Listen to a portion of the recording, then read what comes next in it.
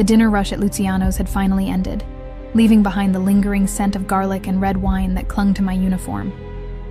My feet ached in the sensible black shoes I'd bought secondhand, and my lower back screamed from hours of bending to serve customers who barely looked at my face. 3 double shifts in a row had left dark circles under my eyes that no amount of drugstore concealer could hide. Riley, table 7 needs clearing. Marco, the floor manager, didn't bother looking up from his phone.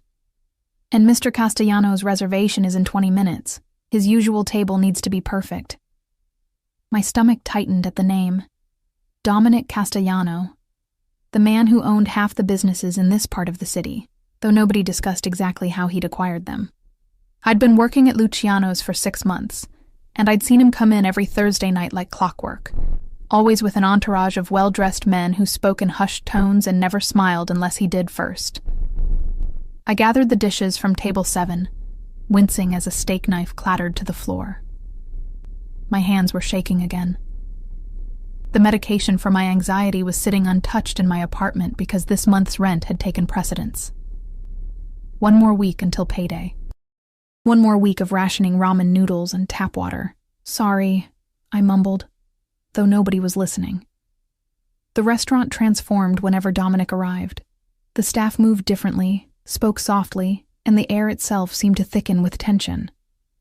I'd managed to avoid serving his table until now, but Vanessa had called in sick, and Marco had given me no choice. "He tips well," Marco had said with a shrug that suggested there was no room for argument. "Just don't screw it up." I was arranging the last fork at his table when the front doors opened. A gust of autumn air swept in, carrying the scent of expensive cologne and danger. I didn't need to look up to know it was him. The restaurant fell silent, conversations pausing mid-sentence as he entered, flanked by 2 men in dark suits. One scanned the room with practiced precision before nodding imperceptibly. Only then did Dominic step fully into the restaurant. He moved with the confidence of someone who had never been told no, who had never worried about bills, or feared walking home alone at night. His suit probably cost more than I made in 6 months, charcoal gray and perfectly tailored to his broad shoulders and lean waist.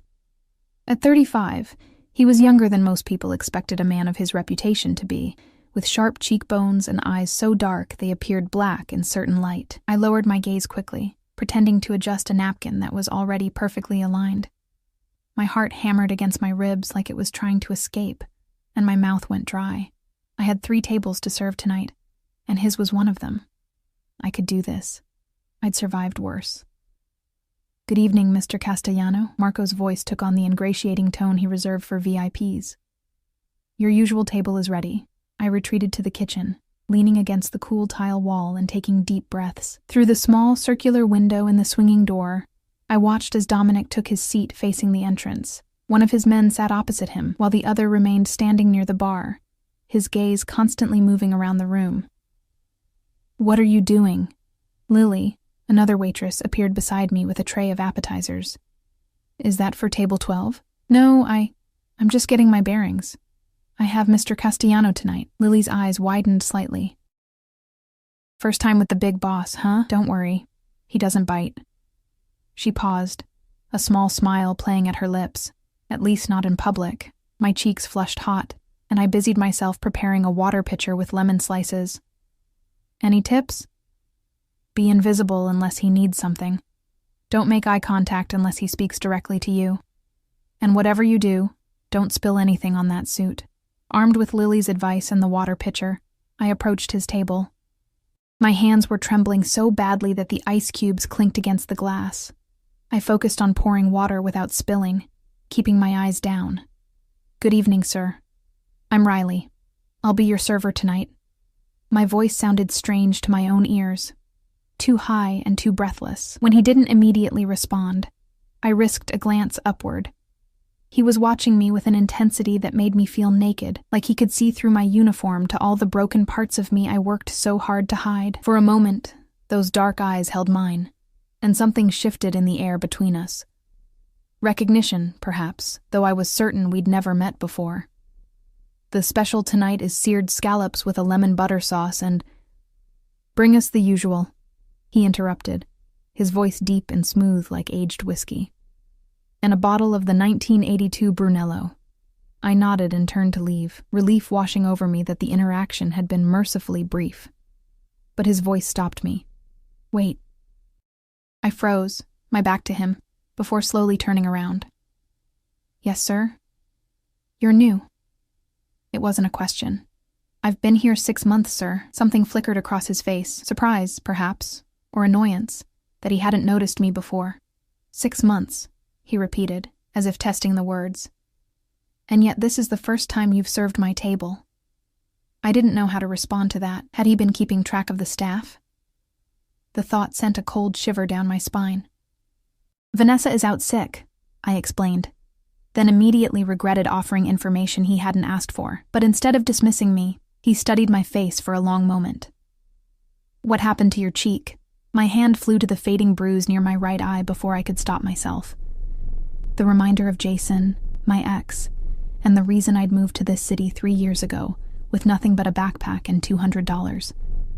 The reason I still checked the locks on my apartment door twice each night. "It's nothing," I lied.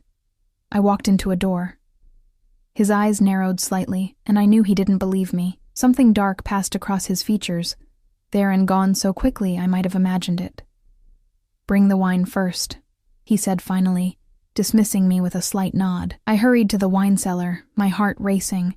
The bottle he'd requested would cost more than my monthly rent. I cradled it carefully as I returned to the table, presenting it for his approval before opening it with hands that wouldn't stop shaking. As the evening progressed, I fell into the rhythm of service, bringing courses and clearing plates with as little interaction as possible. But each time I approached the table, I could feel his eyes following me, tracking my movements with an attention that made my skin prickle. Not like the leering stares I sometimes got from drunk businessmen, but something more measured, more calculating. It was nearing 11 when the incident happened. I was carrying a tray of desserts to a nearby table when a customer pushed his chair back without looking, directly into my path. I swerved to avoid him, but my ankle twisted, sending me off balance. The tray tilted, and a chocolate soufflé slid dangerously close to the edge. In that moment of impending disaster, my eyes instinctively sought out the only person who might help. Not Marco, who would fire me on the spot, but Lily, who was serving a table on the other side of the room.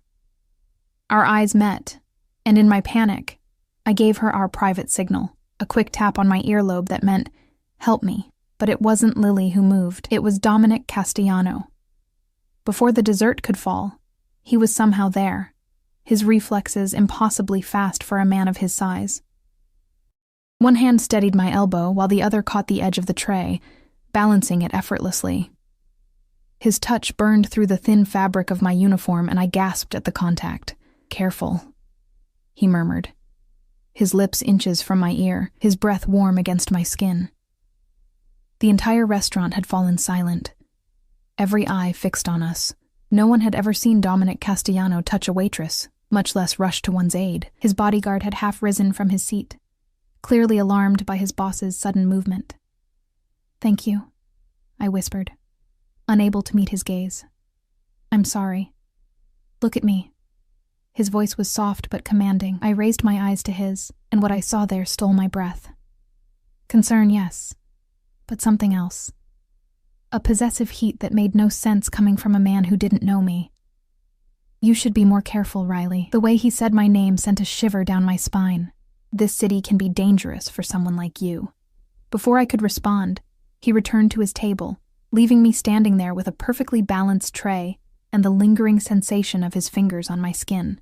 The restaurant gradually resumed its normal buzz, but nothing felt normal anymore. The air had changed, charged with something I couldn't name. An hour later, after his party had left and I was wiping down their table, I found an envelope tucked under a napkin. Inside was a stack of $100 bills, easily $1,000, and a business card with a phone number handwritten on the back. "What's that?" Marco asked, appearing beside me. I quickly tucked the card into my pocket. "Just a tip." "Must have been good service." His tone suggested something unsavory, and I felt my cheeks burn.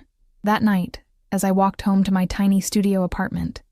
I couldn't shake the feeling of being watched. The streets were nearly empty, but shadows seemed to move in my peripheral vision. Twice I stopped and turned around, finding nothing but the yellow glow of street lamps on wet pavement. I told myself I was being paranoid, that the encounter with Dominic Castellano had just rattled me. But when I reached my apartment building and fumbled with my keys, a black sedan with tinted windows drove slowly past. It circled the block once before parking across the street, engine running, headlights off. I rushed inside, double-checking the locks and drawing the thin curtains closed. As I changed into my worn pajamas, the business card seemed to burn a hole in my uniform pocket. I took it out, running my fingers over the embossed lettering. Dominic Castellano, Executive Director, Castellano Holdings. The handwritten number on the back was different from the one printed on the front. My phone sat on my nightstand, its screen cracked from the time I'd dropped it fleeing Jason. I should throw the card away. I should forget tonight ever happened. Instead, I placed it carefully beside my phone and climbed into bed, pulling the covers up to my chin like they could shield me from whatever had changed in my life today. Little did I know, the simple act of mistakenly signaling to Dominic Castellano would transform my existence in ways I couldn't begin to imagine. Sleep eluded me that night. I tossed and turned in my threadbare sheets, my mind replaying the moment Dominic's hand had steadied mine, the heat of his fingers seeping through my uniform. Each time I closed my eyes, I saw his face, those dark, penetrating eyes that seemed to strip away my defenses and peer into the broken places I'd tried so hard to hide. The morning light filtered through my cheap curtains, casting shadows across my studio apartment. Everything I owned was visible from my bed. The hot plate where I made ramen, the rickety table I'd rescued from a curb, the single chair that wobbled dangerously if you leaned too far back. 6 months of tips had barely furnished this place, but it was mine. Safe. Anonymous. Until now. The business card still lay on my nightstand, innocent-looking despite the weight it carried. I picked it up, running my thumb over the embossed letters of his name. What did a man like Dominic Castellano want with someone like me? The question followed me through my morning routine, lingering as I showered in tepid water and dressed in my second-hand clothes. My phone buzzed with a text as I was leaving for my morning shift at the coffee shop, my second job, the one that filled the gaps between dinner service at Luciano's. Unknown number. Good morning, Riley. I trust you slept well. My heart stuttered in my chest. There was only one person this could be. How had he gotten my number? I hadn't called him. I stared at the screen, debating whether to respond or block the number immediately. Before I could decide, another text appeared. Unknown number. The car is waiting downstairs to take you to work. You needn't walk in the rain today. I rushed to the window and peered through the curtains. Sure enough, the same black sedan from last night was parked directly in front of my building, engine running. A man in a suit, not one of the two from last night, but cut from the same cloth, stood beside it, his gaze fixed on my building's entrance. Panic gripped me. How did he know where I lived? How did he know my schedule? The walls of my apartment suddenly felt paper thin, my privacy violated in ways I couldn't comprehend. I grabbed my phone, fingers trembling as I typed, "Me. I don't need a ride. Please don't send cars for me again." The response was immediate. Unknown number. The choice is yours, but my driver will remain available should you reconsider. This neighborhood isn't safe for a woman alone. The implied threat, or was it concern, in his words, made my skin prickle. I peered out the window again. The rain had started, a steady downpour that would soak me through before I reached the subway station. My umbrella had broken last week, and I hadn't been able to afford a replacement. With a frustrated sigh, I grabbed my bag and headed downstairs. Pride was a luxury I couldn't afford, not when I was already running late for my shift. The driver opened the car door as soon as I emerged from the building. Up close, I could see the subtle bulge of a shoulder holster beneath his jacket. He nodded respectfully, but said nothing as I slid into the back seat, the leather cool and smooth against my legs. The interior smelled of expensive cologne and leather, a stark contrast to the musty scent of my apartment. A small vase of fresh white roses was affixed to the door, their perfume filling the enclosed space. On the seat beside me was a paper bag from my favorite bakery, the one I occasionally window shopped at but never entered because their muffins cost as much as my hourly wage. Mr. Castellano thought you might appreciate breakfast, the driver said, meeting my eyes in the rearview mirror as we pulled away from the curb. I opened the bag to find a still warm chocolate croissant and a cup of coffee. My stomach growled traitorously. How did he know where I live? I asked, leaving the bag untouched despite my hunger. Or my phone number? The driver's expression remained impassive. Mr. Castellano has resources. That's not an answer. His lips curved into the ghost of a smile. It's the only one I'm authorized to give. We drove in silence after that. I watched raindrops race down the tinted windows, tracing patterns on the glass with my fingertip. The car moved smoothly through morning traffic, taking side streets I didn't recognize until we pulled up in front of Brew House, the coffee shop where I worked. I'll return at the end of your shift to take you to Luciano's, the driver informed me. That won't be necessary. I gathered my things, deliberately leaving the bakery bag on the seat. Mr. Castellano insists. I don't care what Mr. Castellano insists on. The words came out sharper than I intended, fueled by fear and confusion. I don't know what game he's playing, but I'm not a toy. The driver's expression didn't change, but something in his eyes hardened. It would be wise to accept Mr. Castellano's courtesy, Miss Riley. A chill ran down my spine at his tone. This wasn't about courtesy, it was about control. I'd experienced enough of that with Jason to recognize the warning signs. Tell Mr. Castellano thank you, but I can take care of myself. I stepped out of the car into the rain, letting the door close behind me with a definitive thud. The morning rush at Brew House kept me too busy to dwell on the strange encounter. I served espressos and lattes to bleary-eyed commuters, wiped tables and restocked pastries with mechanical efficiency. But twice I caught myself scanning the street through the cafe's windows, half expecting to see the black sedan or one of Dominic's men watching me. My coworker, Zoe, nudged me during a rare quiet moment. You okay? You seem jumpy today. Just tired, I lied, forcing a smile. Didn't sleep well. She nodded sympathetically. By the way, someone left this for you. She handed me a small box tied with a silver ribbon. It was here when I opened up. My hands trembled as I took it. There was no card, no note, just a perfectly wrapped package that someone had delivered before the cafe even opened. Aren't you going to open it? Zoe asked, curiosity bright in her eyes. I slipped it into my apron pocket. Later. The weight of the box haunted me throughout my shift. By the time I took my lunch break, I couldn't resist any longer.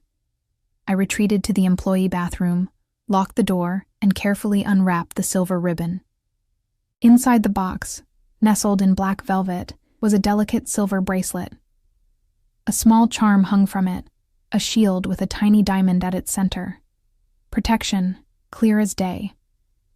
The message couldn't have been more obvious if he'd written it out. I closed the box with a snap, shoving it back into my pocket. The bracelet was beautiful and terrifying in its implications. What had I done to attract the attention of a man like Dominic Castellano? One mistaken signal, one moment of panic, and suddenly my life was being infiltrated by a man who was known for taking what he wanted, regardless of whether it was offered. The rest of my shift passed in a blur of anxiety. When I finally clocked out, the black sedan was waiting, just as the driver had promised. This time, I didn't get in. I walked straight past it to the subway station, ignoring the driver who stepped out and called after me. The subway was crowded with afternoon commuters, the air thick with the scents of perfume, sweat, and wet clothing. I found a spot standing near the door, clinging to the handrail as the train lurched forward. 3 stops to transfer, then 5 more to Luciano's. I could make it just in time for my shift if the trains were running on schedule. At the transfer station, I pushed my way through the crowd, keeping my head down. The feeling of being watched had returned, prickling at the back of my neck. I glanced over my shoulder, but saw only the usual mix of tired office workers and students. I was halfway up the stairs to the connecting platform when I spotted him, one of the men who had accompanied Dominic to the restaurant the night before. He was leaning against a pillar, pretending to read something on his phone, but his eyes flicked up to track my movement. Fear shot through me, and I ducked into the flow of people heading in the opposite direction. Had he been following me since I left the cafe? Or had he been waiting here, somehow knowing which train I would take? I emerged on a different platform than I'd intended, my heart racing.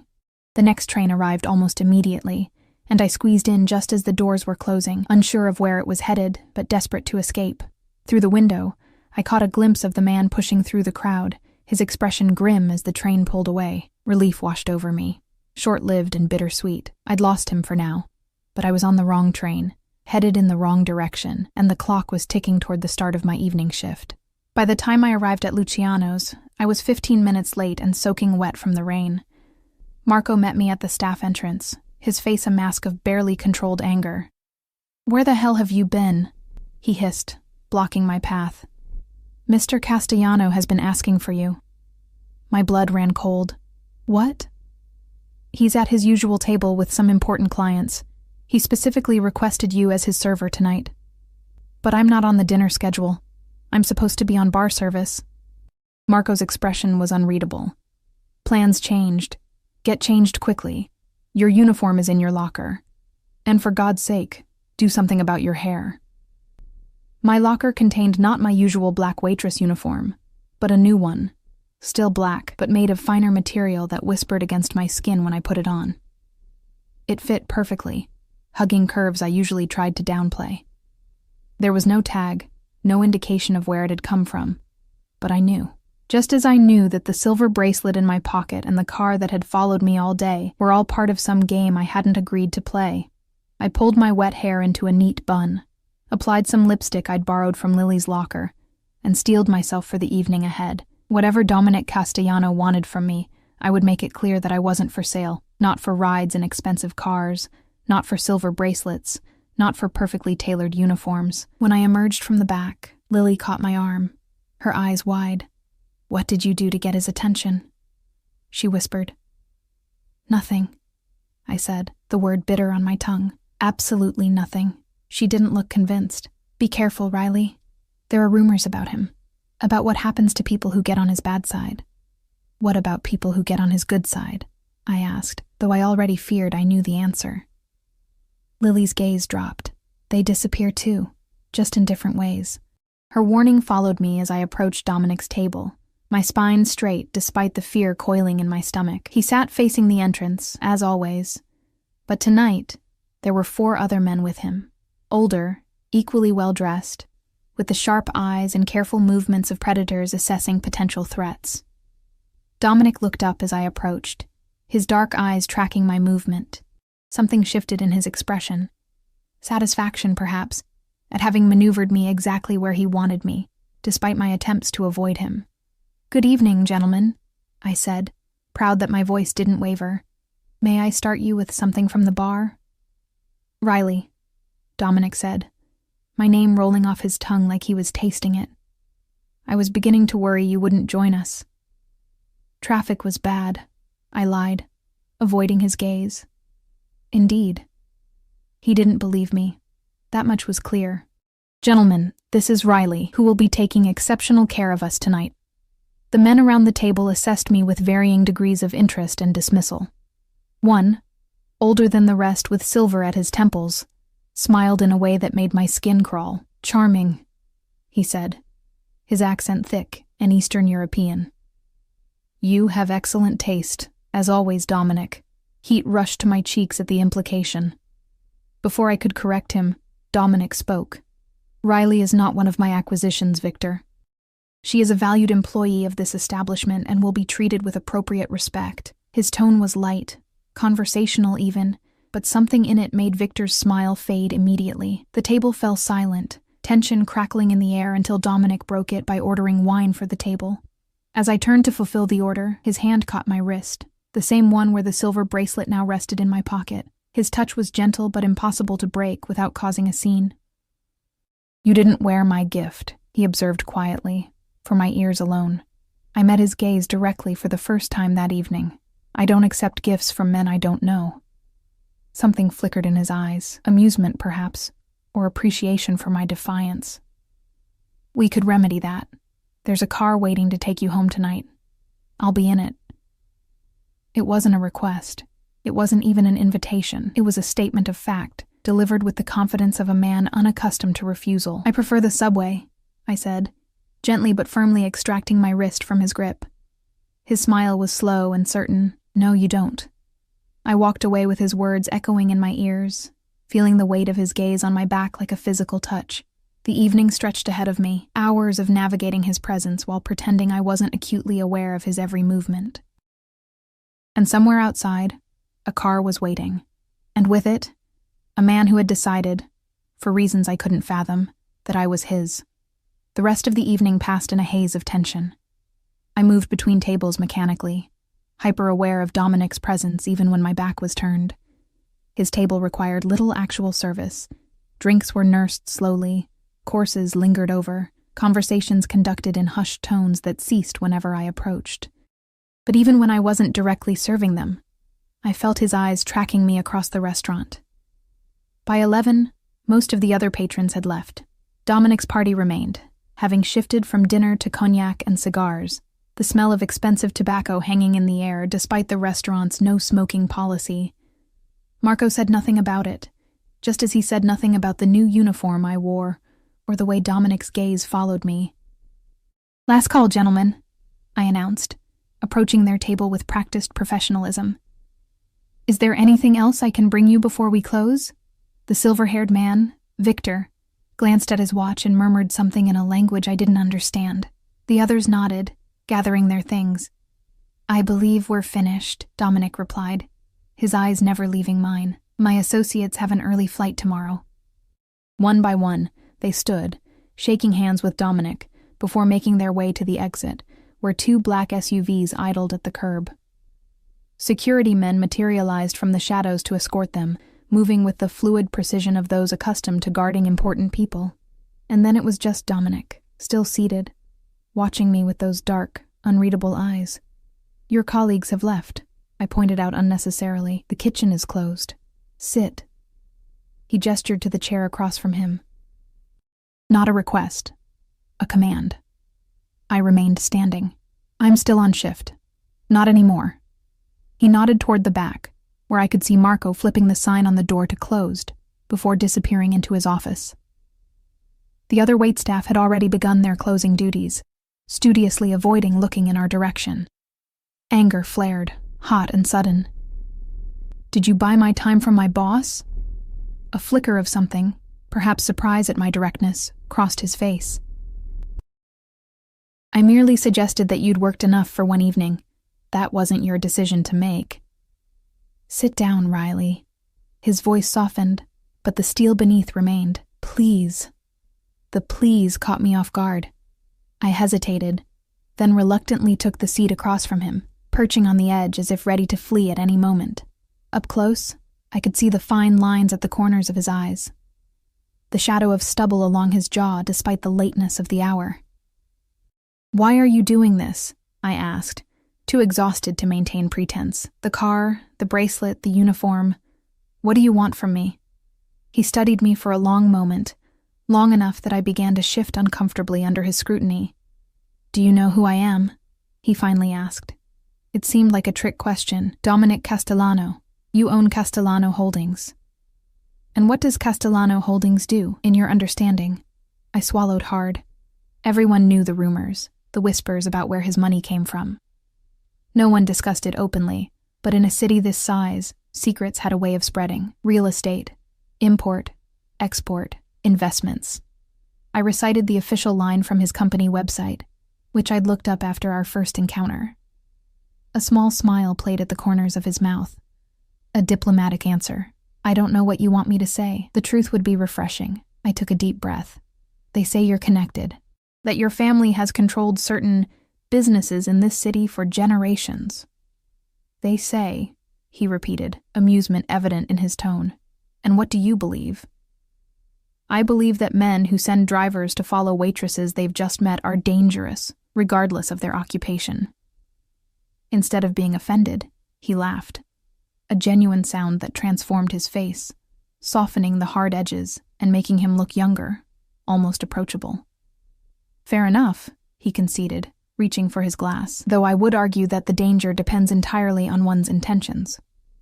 "And what are yours?" I challenged, bolder than I felt. His expression sobered. "Last night, When you signaled to your colleague. It wasn't meant for you, I interrupted, heat rushing to my cheeks. It was for Lily. It's our code when one of us needs help. I'm aware of that now, he said, surprising me again. But in the moment, I saw a woman in distress, making a signal I recognized. Recognized? I echoed, confusion replacing some of my fear. He leaned forward slightly, his voice dropping. In my line of work, certain gestures have specific meanings. The signal you made, touching your right earlobe twice, is one used by people under my protection when they're in trouble and can't speak freely. The implications hit me like a physical blow. You thought I was, what, one of your people?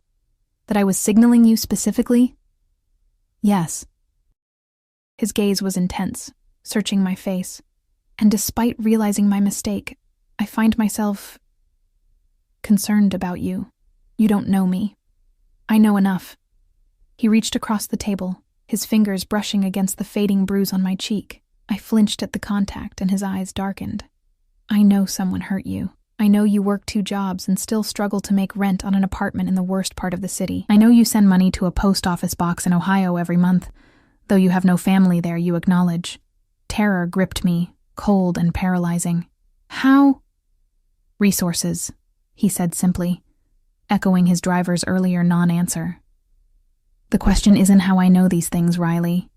It's what I intend to do about them. There's nothing to do, I insisted, rising from my chair. My life is none of your business. He stood as well, his height forcing me to tilt my head back to maintain eye contact.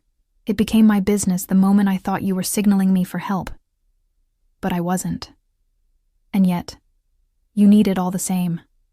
Before I could form a response, the kitchen doors swung open and Lily emerged, her eyes widening when she saw us standing so close together. She hesitated, clearly unsure whether to interrupt. Your things are ready, she called to me after an awkward pause. Whenever you're finished. I'm coming now, I replied, grateful for the excuse to escape this unsettling conversation. I turned back to Dominic. I need to go. He nodded once, accepting the interruption with better grace than I'd expected. My car is still waiting. I'm taking the subway.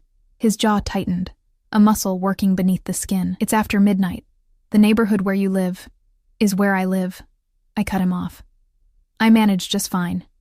Something dangerous flashed in his eyes. There and gone so quickly I might have imagined it. As you wish. He reached into his jacket and withdrew a sleek business card case. But take this. My private number. Day or night if you need anything at all, you call. I stared at the offered card, identical to the one still sitting on my nightstand. I already have one. Take another, he insisted. Keep it with you.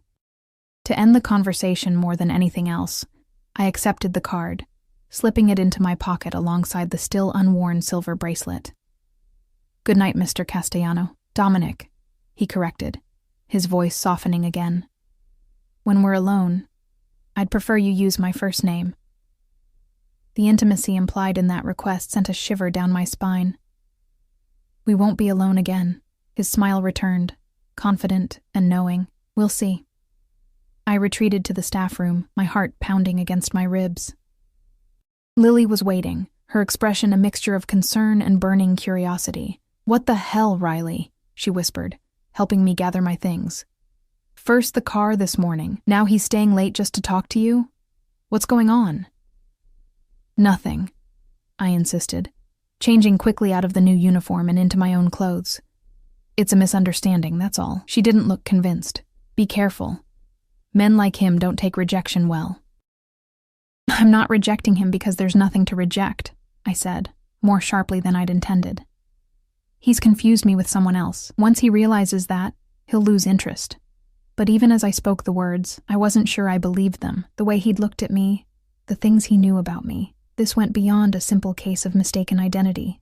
We left through the staff entrance, Lily linking her arm through mine as we walked to the subway station. The streets were quieter now, most of the restaurants closed, and the late-night revelers not yet emerged from bars and clubs. I scanned the parked cars as we passed, half expecting to see the black sedan trailing us, but the road was clear. Do you want to crash at my place tonight? Lily offered as we descended into the station. My roommate is away for the weekend. The offer was tempting. The thought of returning to my empty apartment, knowing Dominic knew exactly where I lived, sent a wave of anxiety through me. But hiding wouldn't solve anything. Thanks, but I'll be fine, I assured her, really. We parted ways at the transfer point, Lily heading west toward her shared apartment in a slightly better neighborhood than mine. Alone on the platform, I found myself listening for footsteps, scanning faces more carefully than usual. The train arrived half empty, and I chose a seat near the conductor's booth. Wrapping my arms around myself against the aggressive air conditioning, the bruise Dominic had noticed was almost gone now, a yellowish shadow against my pale skin. I touched it absently, remembering the gentle brush of his fingers. How had he known about the money I sent to Ohio? About my 2 jobs? About the struggle to pay rent? The train lurched to a stop at my station, and I emerged into the humid night air. Usually I walked quickly, keys clutched in my fist as a makeshift weapon, eyes alert for potential threats. Tonight, I found myself walking even faster, panic building with each shadow and unfamiliar sound. I was 2 blocks from my apartment when I noticed the man. He was leaning against a street lamp, smoking a cigarette, his face obscured by a hood. As I approached, he straightened, dropping the cigarette and crushing it under his boot. Something about his posture set off alarm bells in my mind. I crossed the street, quickening my pace. From the corner of my eye, I saw him do the same, maintaining the distance between us but definitely following. My pulse skyrocketed, and I fumbled in my bag for my phone, ready to call. Who? The police rarely responded quickly in this neighborhood. The business card seemed to burn in my pocket. No, I wouldn't call him. I wouldn't give him the satisfaction of being right about the dangers of my neighborhood. I turned abruptly down an alley I knew connected to the next street over. A shortcut I rarely took at night because of its poor lighting, but which might help me lose my pursuer. The sound of footsteps behind me accelerated, and fear shot through me like electricity. I broke into a run, my worn sneakers slapping against the damp pavement. The alley seemed longer than I remembered, the distant street lamp at its end a beacon I couldn't reach fast enough. Behind me, the footsteps grew louder, closer. Something caught my ankle, a piece of debris or an uneven paving stone, and I stumbled, my momentum carrying me forward onto my hands and knees. Pain shot through my palms as they scraped against rough concrete. I scrambled to get up, but a hand caught my arm, yanking me backward. "Hey there, pretty girl," a voice slurred in my ear, the stench of cheap alcohol and cigarettes washing over me. "What's your hurry?" I twisted in his grip, panic lending me strength. "Let go of me." His laugh was ugly, mean. "Don't be like that. Just want to talk to you." "I'm not interested." I jerked away, but his fingers dug deeper, bruising. "Playing hard to get, huh? I like that." Terror clawed at my throat as I struggled, memories of Jason overlapping with the present danger until I couldn't separate them. I opened my mouth to scream, but his other hand clamped over it, muffling the sound. "Shut up," he hissed, his tone changing from pseudo-friendly to threatening in an instant. "Give me your bag and I might let you go." I bit down hard on his palm, tasting the salt of his skin and the grime of the city. He yelped, releasing my mouth but tightening his grip on my arm, spinning me around to face him. His features twisted with anger, a knife appearing in his free hand. "You bitch." The rest of his threat died as a shadow detached itself from the darkness behind him. There was a sickening crunch, and suddenly I was free, my attacker crumpling to the ground with a strangled cry. Standing over him was one of Dominic's men, the same one who had accompanied him to the restaurant the night before. "Are you hurt, Miss Riley?" he asked, his voice calm as if he hadn't just incapacitated someone twice his size. I stared at him, shock making my thoughts slow and disconnected. "How? Why?" "Mr. Castellano's instructions were clear," he said simply, bending to retrieve my bag from where it had fallen. "You are to be protected." The man on the ground groaned, attempting to rise. Without looking, Dominic's guard delivered a precise kick that rendered him motionless again. "I didn't call for help," I managed, my voice shaking. "I didn't use the card." "You didn't need to." He gestured down the alley, where I could just make out the silhouette of the black sedan. "We never left." The implication stunned me into momentary silence. They'd been following me all night, watching from a distance, waiting for... what? For exactly this to happen? For me to need saving so Dominic could prove his point? Mr. Castellano is waiting, the guard said, offering his arm with unexpected formality. I looked from him to the prone figure on the ground. What about? Others will handle it. His tone suggested I didn't want to know the details of what that handling might entail. I should have been afraid. I should have run in the opposite direction, away from men who handled things in dark alleys and watched women without their knowledge. But the adrenaline was fading, leaving me shaking and vulnerable. And the black sedan represented safety, at least from the immediate danger. I allowed the guard to escort me to the car, my legs unsteady beneath me. He opened the door, and there was Dominic, exactly as he'd promised earlier, waiting for me. His expression was thunderous as he took in my disheveled appearance, the tear in my jeans from the fall, the scrapes on my palms. Without a word, he shifted over, making space for me beside him. I slid into the leather seat, too exhausted to resist or question. "You're bleeding," he said, his voice tight with barely controlled anger. I looked down at my hands, noticing for the first time the beads of blood welling from the abrasions. "It's nothing." I fell. He reached for my hands, cradling them in his much larger ones with surprising gentleness. From a compartment in the door, he produced a first aid kit, opening it with practiced efficiency. "This will sting," he warned, removing an antiseptic wipe. His touch was clinical as he cleaned the scrapes, but his eyes burned with an emotion I couldn't name.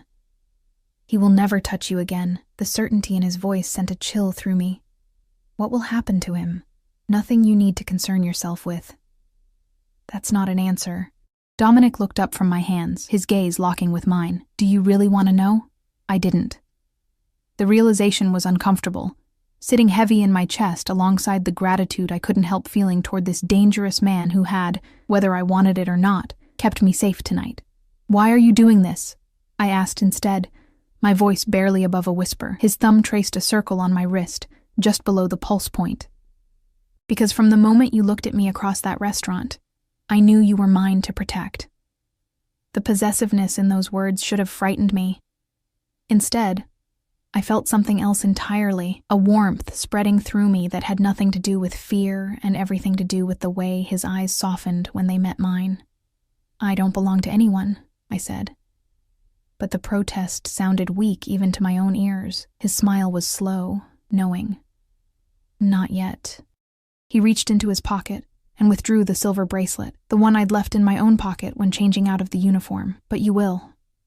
As the car pulled away from the curb, carrying me toward an uncertain future with a man I barely knew, but who seemed to know everything about me, I couldn't help but wonder what other signals I'd unwittingly given him, and what they might ultimately cost me. The sedan glided through empty streets, its powerful engine barely a whisper in the night.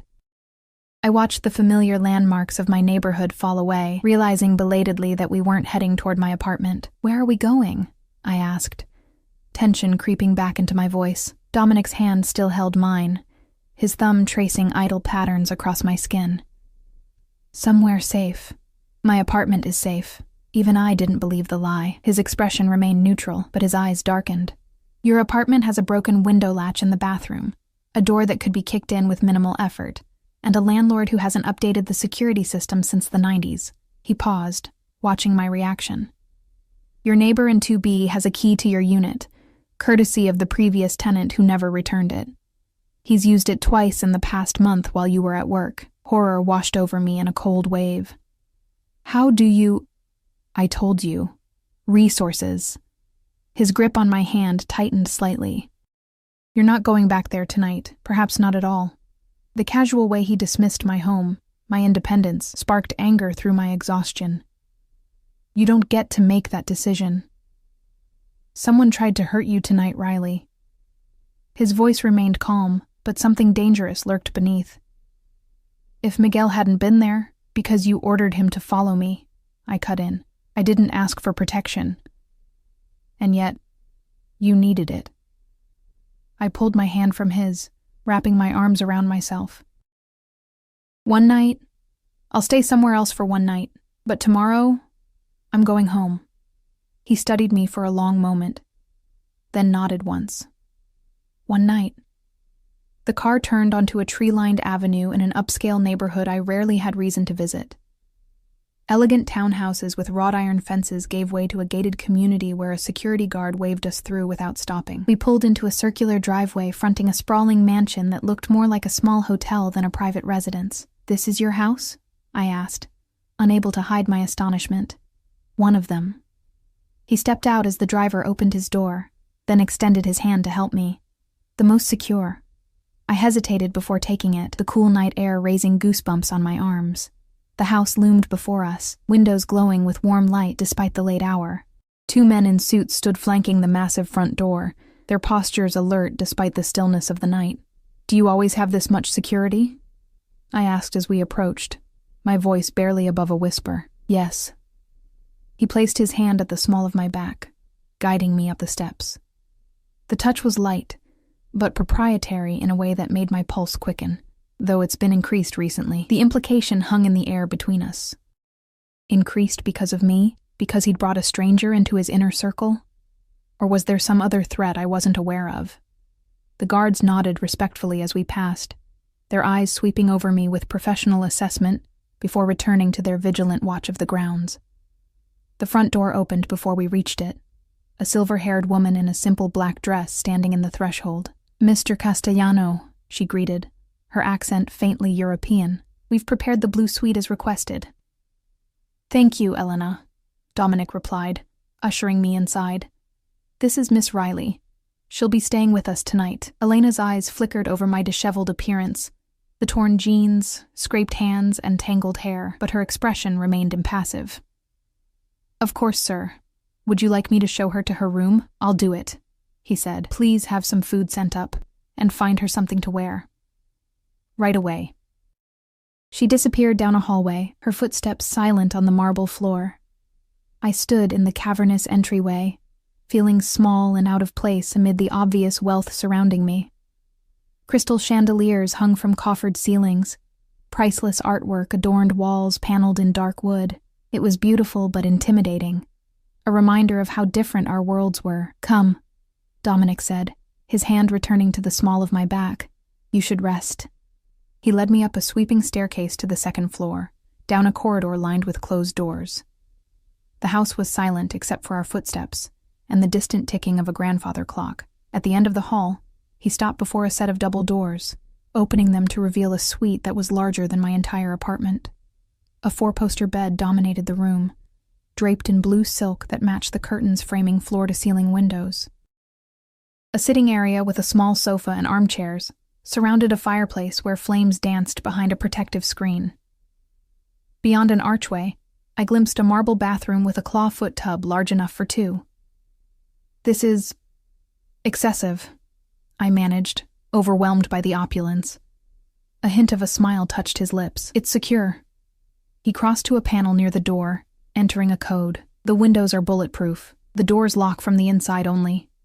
No one will enter without your permission." The words were meant to be reassuring, but they reminded me of exactly who he was. A man who needed bulletproof windows and security codes, whose life was built around the constant threat of violence. "Thank you," I said, because I didn't know what else to say. "For tonight. For earlier." His expression softened slightly. "You don't need to thank me for keeping you safe, Riley. That's not why I'm doing this." "Then why?" The question had been haunting me since that first night in the restaurant. Why me? Why now? He moved toward me, closing the distance between us with measured steps until he stood close enough that I had to tilt my head back to maintain eye contact. His hand rose to cup my cheek, thumb brushing over the fading bruise that had first caught his attention. "Because when I saw this," he said, his voice dropping to a near whisper, "I wanted to kill the man who put it there." A shiver ran through me at the casual mention of violence, but I didn't pull away. "You don't even know him. I know he hurt something precious." His eyes held mine, intense and unwavering. "Something that belongs to me." "I don't belong to you," I repeated, but the protest sounded weaker than before. "Not yet," he agreed, echoing his earlier words. His thumb moved to trace the outline of my lower lip. "But you will." The certainty in his voice should have frightened me. Instead, it sent heat pooling low in my abdomen, a dangerous attraction I couldn't afford to acknowledge. I stepped back, breaking the contact between us. "I should sleep," I said, my voice unsteady. "It's been a long night." He studied me for a moment longer, then nodded. "Elena will bring you food and clothes. If you need anything at all, press the intercom by the bed. I'll hear you." The implication that he would be listening, waiting for my call in the night, sent another shiver through me, not entirely from fear. "Good night, Dominic," I said, testing his first name on my tongue for the first time. Something flickered in his eyes, satisfaction perhaps at this small concession. "Good night, Riley." He moved to the door, pausing with his hand on the knob. "Tomorrow we'll talk about Jason." My blood turned to ice. "What?" "The man who gave you that bruise, the one you're hiding from in Ohio." His expression was calm, matter of fact. "The one you send money to every month to keep him from finding you." Panic clawed at my throat. "How do you know about Jason?" "I know everything about the people who matter to me." He opened the door, his silhouette framed by the light from the hallway. "Rest now. You're safe here." The door closed behind him with a soft click, leaving me alone in the opulent suite that suddenly felt like a beautiful prison. I sank onto the edge of the bed, my legs no longer able to support me. How did he know about Jason, about the payments? I'd been so careful, using cash and money orders, never leaving a digital trail that could be followed. A gentle knock at the door startled me from my thoughts. Elena entered carrying a tray of food and a stack of folded clothing. "I brought you something to eat," she said, setting the tray on a small table near the fireplace. "And clothes for sleeping and tomorrow. Mr. Castellano thought you might prefer not to return to your apartment right away." Of course he did. He'd already decided I wouldn't be going back, regardless of our agreement. "Thank you," I said automatically, too tired to argue with someone who was just following orders. Elena nodded, turning to leave, but hesitated at the door. "He's never brought anyone here before," she said quietly, her eyes meeting mine. "Not in all the years I've worked for him." Before I could respond, she was gone, closing the door softly behind her. I sat frozen, turning her words over in my mind. What did it mean that I was the first? Was that supposed to make me feel special, honored? Or was it a warning about how seriously he took this, whatever this was? The food, some kind of pasta with a delicate cream sauce, sat untouched as I moved to the bathroom, shedding my torn and dirty clothes. The shower was a technological marvel with multiple jets and settings I didn't bother to figure out. I stood under the scalding spray, letting it wash away the grime of the alley and the lingering sensation of my attacker's hands. Afterward, wrapped in a towel softer than anything I'd ever owned, I examined the clothes Elena had brought, silk pajamas in a deep blue that matched the room's decor, a simple dress for tomorrow in a soft gray. Undergarments still bearing designer tags, all in my size. I slipped on the pajamas, the fabric whispering against my skin. Had he already been planning for this moment? Had he purchased these things in anticipation of bringing me here? Or did he simply have a house full of women's clothing in various sizes, prepared for any guest he might bring home? The thought was unsettling. I returned to the bedroom, hunger finally overcoming my anxiety. The pasta was still warm, and despite everything, I found myself devouring it, not realizing how hungry I'd been until the first bite hit my tongue. As I ate, I explored the room, testing the locks on the door, they worked, and examining the intercom system by the bed, a simple button that presumably connected to Dominic's room or office. The windows overlooked manicured gardens illuminated by subtle landscape lighting. In the distance, I could make out the silhouettes of men patrolling the grounds. I was a prisoner here, albeit in a gilded cage. The realization should have terrified me. Instead, I felt a strange sense of calm. For the first time in 3 years, I didn't need to check the locks twice or sleep with one eye open. Whatever Dominic's intentions toward me, I knew with bone-deep certainty that no one would hurt me here. The bed, when I finally crawled into it, was sinfully comfortable, the sheets cool and smooth against my skin. Exhaustion pulled at me, but sleep remained elusive as my mind churned with questions. Why had Dominic fixated on me? What did he want? And most pressing of all, what did he know about Jason that I didn't? I must have dozed off eventually, because I woke with a start to sunlight streaming through a gap in the curtains. For a disorienting moment, I couldn't remember where I was. Then it all came rushing back. The attack, the rescue, Dominic's house. A soft knock at the door made me sit up, pulling the covers to my chin like a shield. Yes? Breakfast, miss? Elena's voice called. May I come in? Just a minute. I scrambled out of bed, ran a hand through my tangled hair, and opened the door. Elena stood with another tray, this one bearing coffee, fresh fruit, and what looked like French toast. Behind her was a younger woman with an armful of clothing. Mr. Castellano thought you might need more options, Elena explained, nodding to the clothes. Bianca can help you find something suitable. Suitable for what? I asked, stepping back to allow them entry. For your meeting, Elena replied, setting the tray beside the remains of last night's dinner. Mr. Castellano has requested your presence in his study at 10. A glance at the ornate clock on the mantel showed it was already 9. I need to get to work, I protested. My shift starts at 11. Mr. Castellano has spoken with your employers, Elena said, her tone suggesting this was a routine matter. Your shifts have been covered for today. Anger flared, hot and immediate. He had no right to do that. Elena's expression remained carefully neutral. You can discuss that with him at 10. She gestured to Bianca, who was arranging the clothing on the bed. Bianca will stay to assist you. I don't need assistance dressing myself, I snapped, then immediately regretted my tone. None of this was Elena's fault. I'm sorry. I don't like having decisions made for me. Something like sympathy flickered in the older woman's eyes.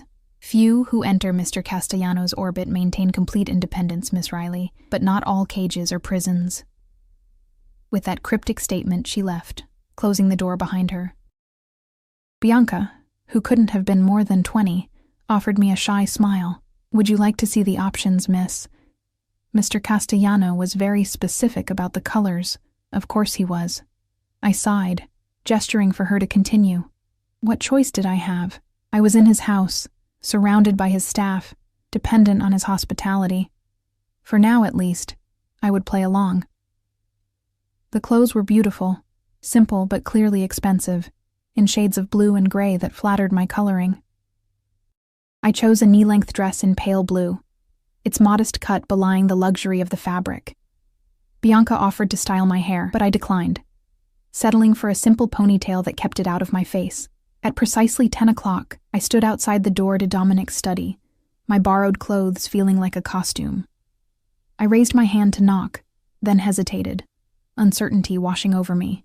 What was I doing here? What did I hope to gain from this meeting? Before I could decide whether to knock or flee, the door opened, revealing Dominic in a crisp white shirt and dark trousers, his sleeves rolled up to expose muscular forearms. He looked younger like this, less intimidating than in his tailored suits. Riley, he said, his eyes sweeping over me with obvious appreciation. You look beautiful. These aren't my clothes, I reminded him, stepping past him into the study. The room was exactly what I would have expected. Dark wood, leather-bound books, a massive desk that probably cost more than a year's salary at both my jobs combined. Floor-to-ceiling windows overlooked the front drive, giving Dominic a clear view of anyone approaching the house. They suit you better than what you had, he said, closing the door. Please sit. I chose an armchair rather than the sofa, maintaining some distance between us. You called my bosses. He moved to a sideboard, pouring 2 cups of coffee from a silver pot. Yes. Without asking me. You needed rest. He handed me a cup, the porcelain delicate in my hands. And we have matters to discuss that couldn't wait. What matters? I asked, though I already knew the answer. He sat across from me, his posture relaxed but his eyes intent. Jason Miller, 32 years old, former boyfriend, current stalker. 3 domestic violence complaints filed against him in Ohio, all mysteriously dropped. You lived with him for 2 years before fleeing in the middle of the night with nothing but a backpack and the cash you'd been hiding in a tampon box. Each word was like a physical blow. I set down the coffee cup before my shaking hands could spill it. How do you know all this? I told you. Resources. He leaned forward, his expression grave. What I can't understand is why you're still paying him. The question caught me off guard. I'm not. $500 a month to a post office box in Cleveland, he interrupted. Money orders purchased with cash from different locations around the city. Very careful, very untraceable, but not invisible to someone who knows where to look. Shame burned in my chest, hot and suffocating. He knows things about me. Things I can't let him share. What things, Riley? Dominic's voice softened, coaxing rather than demanding. I shook my head, tears threatening. Some secrets were too heavy to share, even with someone who already seemed to know so much about me. He can't hurt you anymore, Dominic said, filling the silence. Not while you're under my protection. I can't stay here forever, I whispered, the truth of it aching in my chest. This beautiful house, these expensive clothes, the safety Dominic offered, none of it belonged in my reality. Why not? The simple question stunned me into momentary silence. Because this isn't my world. I'm a waitress with 2 jobs and an apartment I can barely afford. I'm what? He prompted when I trailed off. Dangerous, I finished honestly. Powerful. Connected to things I don't want to be part of. A smile touched his lips, but it didn't reach his eyes. And yet, here you are. Because your man saved me from a mugger that your surveillance put me in the path of, I countered. One night, remember? That was our agreement. Agreements change, he said simply. Circumstances change. What circumstances? Instead of answering, he reached for a folder on the table between us, opening it to reveal photographs. With a sick feeling of dread, I leaned forward to see what they contained. Jason's face stared up at me, older than I remembered but still hauntingly familiar. The cruel set of his mouth, the coldness in his eyes, it was all the same. In one photo, he was exiting an airport terminal. In another, checking into a hotel. The timestamp on both was yesterday. He's here, I whispered, the blood draining from my face. In this city. Yes. Dominic's voice hardened. He arrived yesterday morning, checked into the Westbrook Hotel downtown, made 3 calls to your workplace trying to get your schedule. Terror gripped me, icy and paralyzing. Did they? No, Dominic assured me. Marco has been instructed never to give out staff information, but Jason is persistent. He'll find you eventually if you return to your old life. The implication was clear. My only safety lay with Dominic, in his world, under his protection. It was a trap, as surely as Jason's love had been a trap, but with golden bars instead of bruises. What do you want from me? I asked, my voice barely audible. Why are you doing all this? Dominic set the folder aside and moved to kneel before my chair, bringing us eye to eye. His hands covered mine, warm and steady against my trembling fingers. Because from the moment I saw you, I knew you were meant to be mine, he said. The simple conviction in his voice more frightening than any threat could have been. Because the thought of anyone hurting you makes me want to tear this city apart brick by brick, because you deserve to be protected, cherished, kept safe. Kept, I repeated, the word bitter on my tongue. Like a possession. Like something precious, he corrected, his thumbs tracing circles on my palms. Stay with me, Riley. Let me give you the safety you've been seeking. Let me deal with Jason. Permanently. The implication behind that last word made me shudder. I don't want him dead. No? Dominic's eyes searched mine. After everything he did to you, everything he threatened to expose? I looked away, unable to bear the intensity of his gaze. Violence doesn't erase violence. It just creates more. Sometimes, he said softly. It's the only language men like Jason understand. Before I could respond, a knock at the door interrupted us. Dominic rose smoothly, his expression closing off as he called for the person to enter. One of his security men, Miguel, the one who had saved me in the alley, stepped into the room, his face grim. Sir, we have a situation. Dominic's posture changed instantly, tension radiating from every line of his body. "What kind of situation?" "Miller," Miguel said, his eyes flicking briefly to me. "He's at the restaurant, making a scene, demanding to see her." The floor seemed to drop away beneath me, the room spinning as panic clawed at my throat. Jason was at Luciano's. He'd found me, just as Dominic had predicted, just as he'd always promised he would. "Get the car," Dominic ordered, his voice deadly calm. "And call Victor. Tell him I need a favor." Miguel nodded once and disappeared, closing the door behind him. Dominic turned back to me, his expression softer but no less determined. "It seems our conversation will have to wait," he said, extending his hand to help me up. "But the choice remains the same, Riley. Stay with me and let me handle this, or face him alone." As I placed my trembling hand in his, I knew there was no real choice at all. Jason had found me, and the only protection I had was the dangerous man standing before me, offering safety at a price I was only beginning to understand.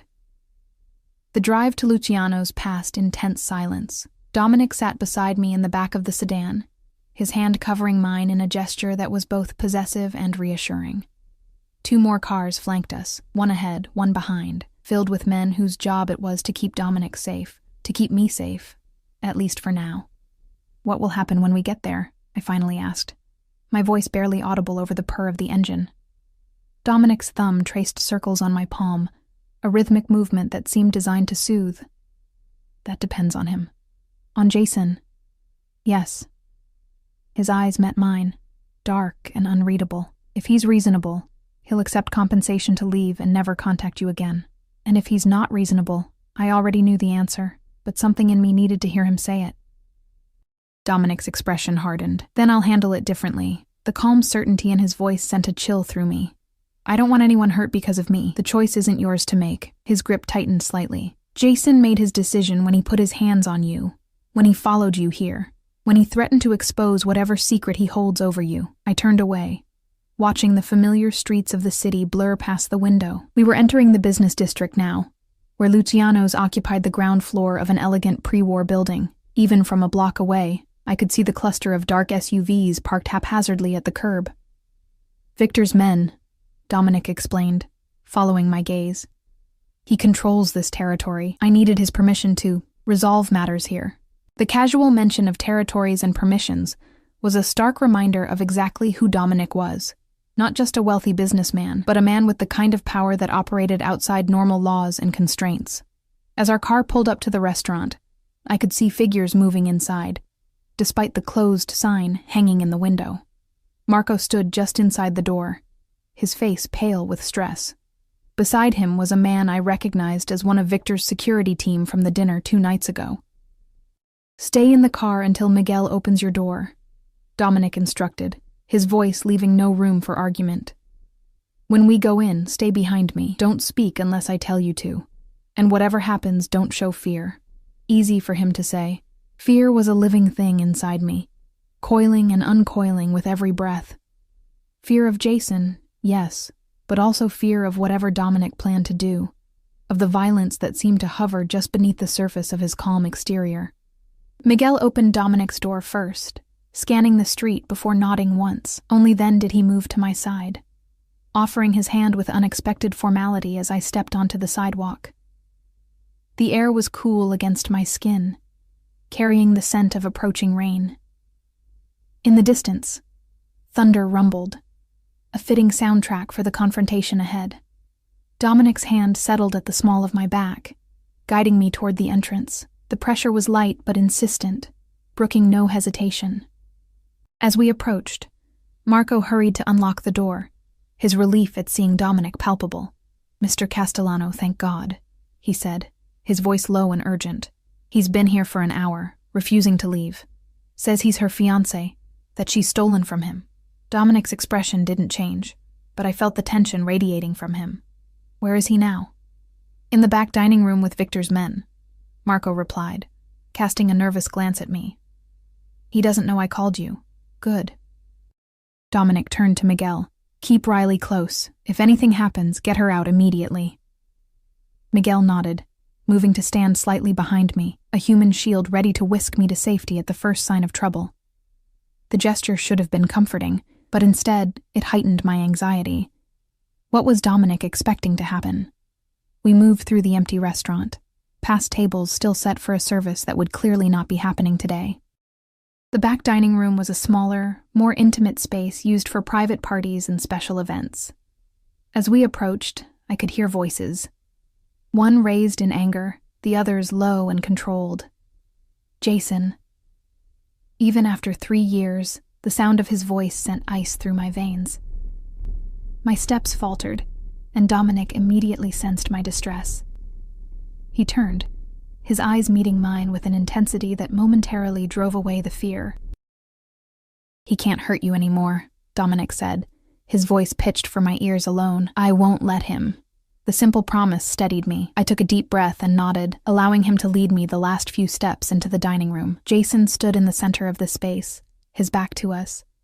He was thinner than I remembered, his once muscular frame whittled down to wiry tension. 2 men in suits flanked him, their postures alert but casual, as if they dealt with angry men every day, which, I realized, they probably did. "I know she works here," Jason was saying, his voice carrying that familiar edge of controlled rage, "and I'm not leaving until I see her. She owes me." "What exactly does she owe you?" Dominic asked, his voice cutting through the room like a blade. Jason whirled around, his eyes widening first in surprise at the interruption, then narrowing as they landed on Dominic. When his gaze shifted to me, standing half-hidden behind Dominic's broader frame, his expression transformed into something ugly and possessive. "Riley," he breathed, taking a step forward before Victor's men moved smoothly to block his path. "So this is where you've been hiding?" "She hasn't been hiding," Dominic replied before I could speak. "She's been under my protection." Jason's eyes darted between us, quickly assessing the situation. I could almost see the wheels turning in his mind, calculating his odds, weighing the potential threat Dominic posed against whatever he hoped to gain from finding me. "Your protection?" Jason's laugh was harsh, disbelieving. "Is that what they're calling it now? You always did have a talent for spreading your legs to get ahead, didn't you, Riley?" Dominic moved so quickly I barely registered it. One moment he was beside me, the next he was across the room, his hand around Jason's throat, lifting him slightly off the ground with a strength that seemed impossible for his lean frame. "Speak to her like that again," Dominic said, his voice terrifyingly calm, "and it will be the last thing you ever say." Jason clawed at Dominic's hand, his face reddening as he struggled for breath. Victor's men made no move to intervene, their expressions suggesting this was a perfectly reasonable response to the insult. "Dominic," I said, stepping forward despite Miguel's restraining hand on my arm, "please." For a moment, I thought he wouldn't listen. Then, with obvious reluctance, he released his grip, allowing Jason to stumble back, gasping for air. "You're making a mistake," Jason wheezed, rubbing his throat. "You don't know what she is, what she's done." "I know exactly who she is," Dominic replied, straightening his cuffs with casual precision. "The question is, what are you doing in my city threatening someone under my protection?" Jason's eyes widened slightly at the implied ownership of the city, a flicker of understanding and fear crossing his face. "I'm not threatening anyone. I just want what's mine." "And what would that be?" Dominic's tone was conversational now, almost friendly, which somehow made it more menacing. "Money for starters," Jason said, regaining some of his bravado. "She's been paying me for a reason. Ask her about Columbus. Ask her about what happened to that girl." Ice flooded my veins. I'd known this was coming, known that if Jason ever found me, he would use the one thing I couldn't bear to have exposed. The secret that had haunted me for 3 years, that had kept me sending money I couldn't afford to a man I despised. "I'm not interested in ancient history," Dominic said, his gaze never leaving Jason's face. "I'm interested in your future, specifically whether you want to have one." The threat hung in the air, clear and unmistakable. Jason swallowed hard, his eyes darting to Victor's men, who watched the exchange with the detached interest of spectators at a sporting event. "Is this how it's going to be?" Jason asked, a hint of desperation creeping into his voice. "You're going to let your new sugar daddy make your decisions now, Riley. What happens when he finds out you're a murderer?" The words seemed to echo in the silent room. Murderer. The accusation I'd been running from for 3 years. The lie Jason had crafted to keep me under his control even after I'd escaped his physical abuse. "That's enough," Dominic said, his voice low and dangerous. But it wasn't enough for Jason. He sensed weakness, my weakness, and pressed his advantage. "She killed a girl in Columbus. Pushed her off a balcony during a fight. I covered it up for her, made it look like an accident. I have proof. Photos of the body, Riley's confession, everything. That's why she's been paying me." "He's lying," I said, finding my voice at last. "Amy fell. It was an accident. I tried to save her." Jason's smile was cruel. "That's not what you said that night, not what you wrote in that letter I still have." "I killed her. God help me, I killed my best friend." "Your words, Riley. Shame and grief overwhelmed me, burning in my chest like physical pain." Amy's face flashed in my memory. Her smile, her kindness, the way she'd tried to help me leave Jason that night. The way she'd confronted him about the bruises she'd seen on my arms, not knowing what he was capable of. "Tell me what happened," Dominic said quietly, moving to stand beside me. "The truth, Riley." I looked up at him, searching his face for judgment, for disgust, for the rejection I'd been expecting for 3 years. Instead, I found only calm certainty. A steady presence offering support without condition. "Amy was my roommate in college," I began, my voice barely above a whisper. "We lived in an apartment on the 3rd floor. She knew Jason was hurting me, kept trying to get me to leave him. That night he came over drunk, angry about something. Amy confronted him, told him she'd called the police. The memories rushed back, sharp and painful as broken glass. He went crazy, started throwing things, breaking furniture. Amy tried to get between us when he grabbed me. There was a struggle and she fell against the balcony railing. It gave way. It was old, rotted. She fell. Tears streamed down my face now unchecked. I tried to catch her. I swear I tried. But Jason pulled me back. He said no one would believe it was an accident, that they'd blame me, because we'd been arguing earlier that day. He made me write a confession, said he'd keep it safe in case the police ever suspected foul play. But they didn't, Dominic guessed, his eyes never leaving mine. I shook my head. The investigation ruled it an accident. Faulty railing. But Jason kept the letter, kept threatening to send it to the police if I ever left him or stopped paying. He said they'd reopen the case, that I'd go to prison. "Liar," Jason spat, but there was uncertainty in his voice now. "You pushed her. I saw you." "No," I said, stronger now. "You pulled me away from her. You let her fall. You're the reason she died." Something shifted in Dominic's expression. A coldness settling over his features that made him look like a stranger. He turned to Jason, and whatever Jason saw in his eyes made him take an involuntary step back. "You blackmailed her," Dominic said, each word precise and weighted. "Used a tragedy to control her. Followed her across state lines to continue your extortion." Jason's bravado crumbled visibly. "It wasn't like that. She owed me." "The only thing she owes you," Dominic interrupted, "is a reckoning." He nodded to Victor's men, who moved forward with practiced efficiency, each taking one of Jason's arms in a grip that made him wince. "Wait," Jason pleaded, panic rising in his voice. "I have the letter. It's in my hotel room. I can prove what she did." "Miguel," Dominic said, not taking his eyes off Jason. "Get the letter." Miguel stepped forward, his expression grim. "The room key, please." Jason hesitated, then reluctantly reached into his pocket with his one free hand, producing a hotel key card. "Room 412, Westbrook Hotel. It's in the safe. The code is 3294. Miguel took the card and disappeared without another word, leaving Jason standing between Victor's men, the reality of his situation finally dawning on him. "What are you going to do to me?" he asked, fear replacing anger in his voice. Dominic seemed to consider the question. "That depends on what's in that letter. If Riley's telling the truth, and I believe she is, then you've committed blackmail, extortion, and crossed state lines to do it. That's federal." "You're going to call the cops?" Jason almost laughed, disbelieving. "Something tells me you're not the type to involve the authorities." A cold smile touched Dominic's lips. "No, I'm not. Victor, would you excuse us for a moment? I'd like a private word with Mr. Miller." Victor's men looked to their boss, who had been watching silently from the doorway. The silver-haired man nodded once, and they released Jason, stepping back to join their employer. "Riley, wait outside with Victor, please," Dominic said, his tone gentle but firm. I hesitated, torn between fear of what might happen and an unexpected desire to witness whatever justice Dominic planned to deliver. "Dominic, please." His eyes softened as they met mine. "Trust me." Something in those two simple words reached past my fear, touching a part of me I'd kept locked away since the night Amy died.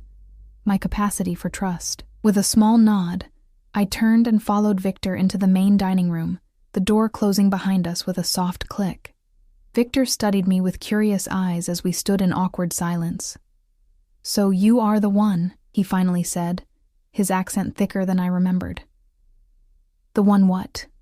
I asked, wrapping my arms around myself against a sudden chill. "The one who tamed the wolf." A smile touched his lips, surprisingly kind. "I have known Dominic since he was a boy. Never have I seen him look at someone the way he looks at you." Before I could form a response, a muffled thud came from behind the closed door, followed by the sound of breaking glass. Victor didn't react, his expression suggesting this was exactly what he'd expected. "Will he kill him?"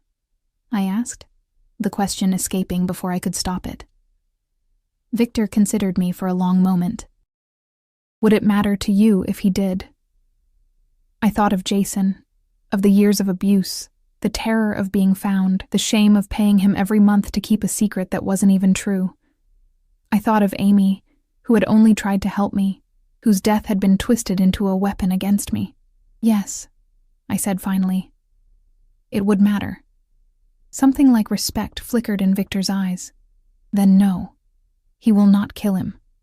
Dominic is many things, but he is not careless with what matters to those he cares for." The door opened then, and Dominic emerged. His knuckles were bruised, a small cut above his eyebrow dripping blood, but otherwise he appeared unruffled. Behind him, I caught a glimpse of Jason slumped in a chair, his face bloody but his chest rising and falling with steady breath. "It's done," Dominic said simply. "Victor's men will ensure he leaves the city and never returns." "The letter?" I asked, hardly daring to hope. "Miguel has it. It will be destroyed as soon as he returns." Dominic's eyes searched mine. "It's over, Riley. He won't bother you again." Relief washed over me in a wave so powerful my knees nearly buckled. 3 years of looking over my shoulder, of saving every penny for monthly payments, of waking in a cold sweat from nightmares of prison cells and Amy's falling body. All of it ending with Dominic's simple declaration. "Thank you," I whispered, the words wholly inadequate for what he'd done. Dominic stepped closer, his hand rising to cup my cheek. "You never have to thank me for protecting what's mine." There it was again, that possessive claim that should have frightened me, but instead made me feel anchored in a world that had been shifting beneath my feet for too long. In Dominic's certainty, I found a strange kind of freedom. "What happens now?" I asked, leaning almost imperceptibly into his touch. "Now," he said, his thumb tracing the curve of my cheekbone, "we go home, and you decide if you want to stay." Home. The word echoed in my mind, bringing with it images of the mansion with its bulletproof windows and armed guards. Not my home, not yet. But perhaps it could be. Perhaps I could build something new in the safety of Dominic's world, something that wasn't defined by fear or shame or secrets. "And if I say yes?" I asked, my voice barely audible. "If I stay?" His eyes darkened with an emotion I was beginning to recognize. Not just possession, but something deeper, more complex. "Then you accept everything that comes with it. My protection, my world, my rules." He paused, his gaze intense. "Me." The implication was clear. Staying meant accepting Dominic not just as a protector, but as something more intimate, more binding. It meant stepping fully into the golden cage he'd constructed, accepting both its safety and its constraints. "And if I say no?" I had to ask, though the answer seemed to matter less with each passing moment. Then I'll set you up somewhere safe, somewhere he can never find you. His voice was controlled, but I heard the effort it cost him, and I'll let you go. I studied his face, searching for the lie, for the hidden trap. But all I saw was a man offering a choice. Perhaps the only real choice I'd had in years. In that moment, standing in the empty restaurant with the storm finally breaking outside, rain lashing against the windows and sheets, I made my decision. I reached up, covering his hand with mine, turning my face to press a kiss against his palm. "Take me home, Dominic," I said, the words both surrender and victory. His smile was slow, transforming his face from dangerous to devastatingly handsome. Without warning, he pulled me into his arms, his lips finding mine in a kiss that was both tender and possessive, a seal on the promise we'd just made to each other. When we finally broke apart, breathless and flushed, Victor was watching us with amused approval. "A toast at the wedding, yes?" he said, clapping Dominic on the shoulder as he passed. Dominic laughed, the sound rich and genuine. "One step at a time, old friend." Outside, the sedan waited. Miguel standing beside it with an envelope I knew contained the letter that had haunted me for years. As Dominic guided me toward it, his hand warm at the small of my back, I felt the weight of the past lifting from my shoulders with each step. "Are you sure?" Dominic asked, as Miguel opened the car door, his voice low for my ears alone. "Once you choose this life, once you choose me, there's no going back." I thought of my tiny apartment with its broken locks, of the endless struggle to make ends meet, of the loneliness that had been my only constant companion since Amy's death. Then I thought of Dominic's house, of safety and luxury. Yes, but more importantly, of belonging to someone who would move heaven and earth to protect me. "I'm sure," I said, stepping into the car that would take us home. "I'm yours." As the car pulled away from the curb, Dominic's arm around my shoulders and the rain beating a steady rhythm on the roof, I knew I had traded one kind of cage for another. But this one, lined with silk and built from devotion rather than fear, was one I had chosen freely, and in that choice, I had finally found freedom. The end.